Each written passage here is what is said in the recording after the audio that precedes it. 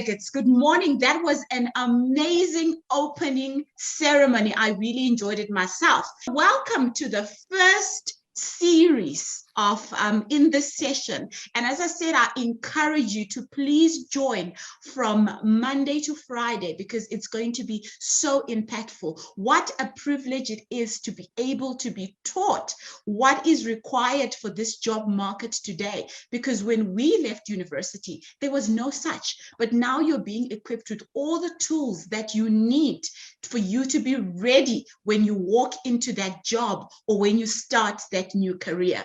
Kicking off our session today, we have Gugu Kazi, and Gugu is the Director of Talent Advisory at Talent Intel, coach and facilitates, she is the Director of Talent Advisory at Talent Intel.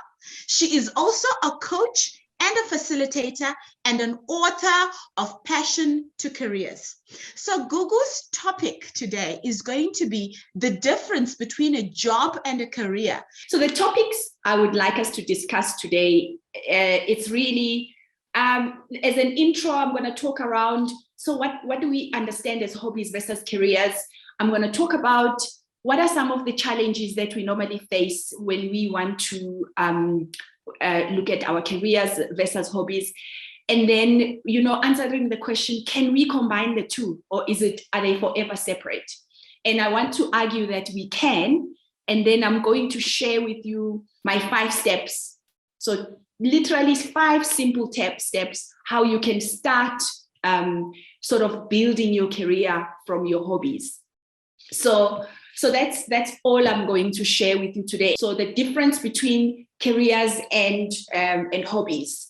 And I think when we talk about careers, we normally are referring to a profession and occupation, right? That you started with and you're pursuing. It's something that you commit to and you pursue over time, and you build a career over time.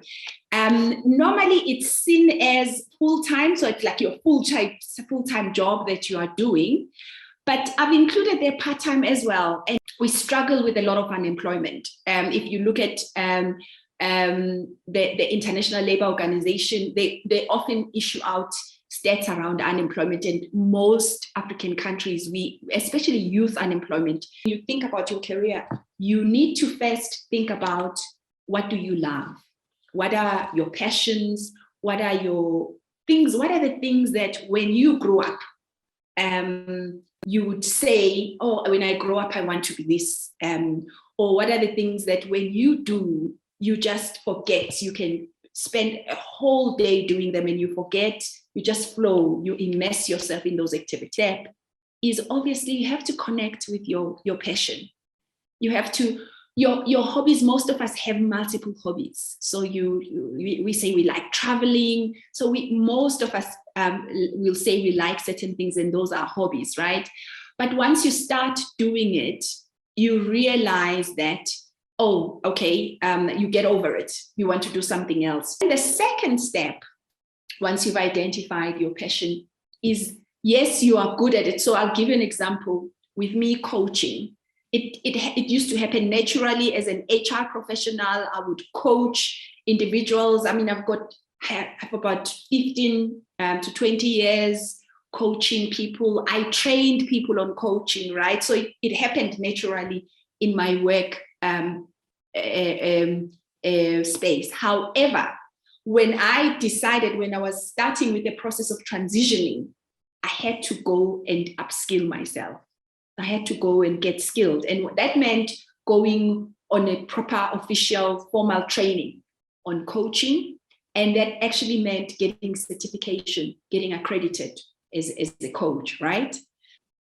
Step 3 then is monetizing it, or trying to build something out of it. So let's assume two things. You will either be in a job and you are thinking of building your career. When you are in a job, you're getting paid for the job, but there's something that keeps saying to you, I could, if only I could do a job that's that I like, that's aligned to my hobbies, right? The 4th step is then when you monetize it. Yeah. And monetizing it now means going beyond just a once-off, having a once-off session there with Fiverr, once-off session there with Upwork.